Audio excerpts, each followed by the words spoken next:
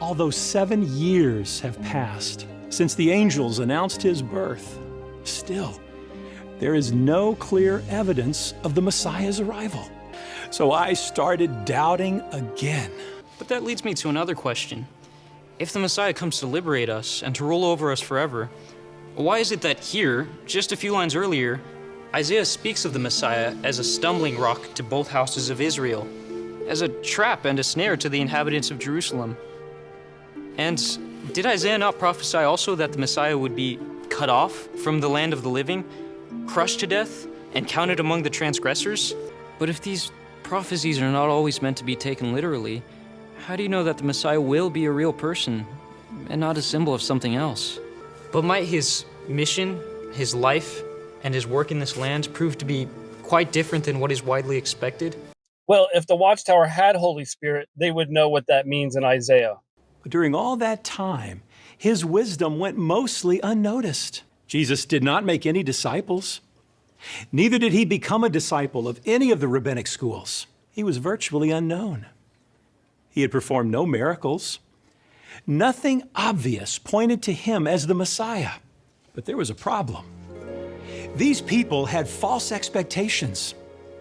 They thought that having Jesus in their midst would result in immediate physical benefits. They felt that if Jesus were truly a prophet, he would perform many miracles among them. What's going on behind this man that's speaking is satanic. What you can barely see in the back, inside the circle of those adults standing around, is a child. They are doing a mock satanic child sacrifice. This is no prophet. He is just another impostor. A lowly carpenter cannot possibly be a true prophet of God. This Jesus is nothing but a deceiver, a pretender. Remove him from the synagogue. Throw him off the cliff. That man said, throw him off a cliff, which immediately it reminded me of Gage Flegel's memorial talk for Jesus, where he implied that Jesus was the goat to be sacrificed to Azazel, to be pushed off a cliff and never to be seen again.